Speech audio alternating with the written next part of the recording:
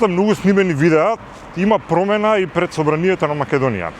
А тоа е дека старите полициски југословенски барикади, кои што со години го наградуваа просторот, што практични физички го делува од граѓаните, конечно се тргнати. Ѓубрето подоздолу е исчистено и сега некој ќе рече ај голема работа тргнале полициски барикади, меѓутоа знаете како беше порано со оние лоши барикади кои што се местат само за протести, цело време беа тука поставени и навистина го оградува просторот и дава некој впечаток дека целата држава е во нека воредна состојба. Многу видеа снимавме за тоа. Еве конечно сега се тргнати.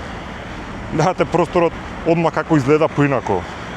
Ова прошетка сега тука скоро 10 на години беше невозможна, слободно се прошетете пред собранието. Сосема сум свесен дека кога граѓаните имаат проблеми со најелементарните работи, јавен превоз, загаден воздух, диви депони, вода немаат и така натаму, некој ќе рече ова не е најважната работа за која што треба сега посебно да се снимаат видеа.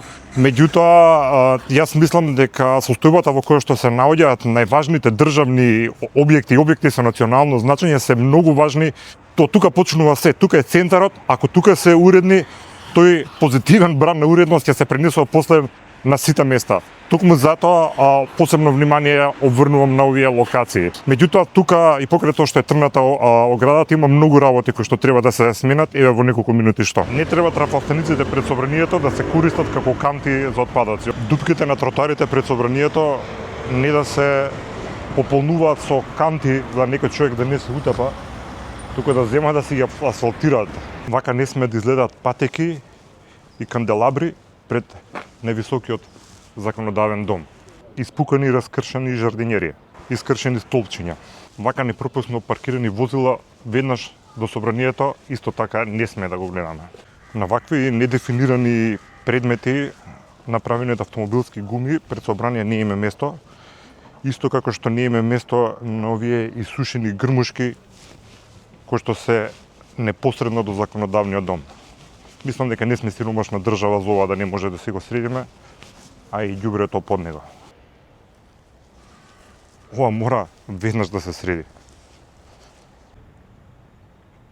Што се однесува до неголемиот проблем односно ѓубрето, мислам дека додека не поминат локалните избори веќе нема смисла што и да било да правиме, бидејќи немаме кон кого да насочиме пораката дека нешто треба да се промени.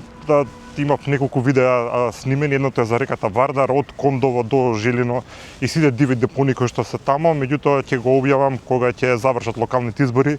Секако не сакам во ниту еден момент во тек на кампања да ме пренесат во некој погрешен контекст што не го сакам, така што и по изборите ќе имаме навистина многу работа, она што кога критикуваме секако има потреба за тоа, меѓутоа кога и нешто убаво ќе се случи, многу е добро да го пофалиме и на тој начин да ги охрабриме сите дека промените се можат и дека овие мали промени се многу важни.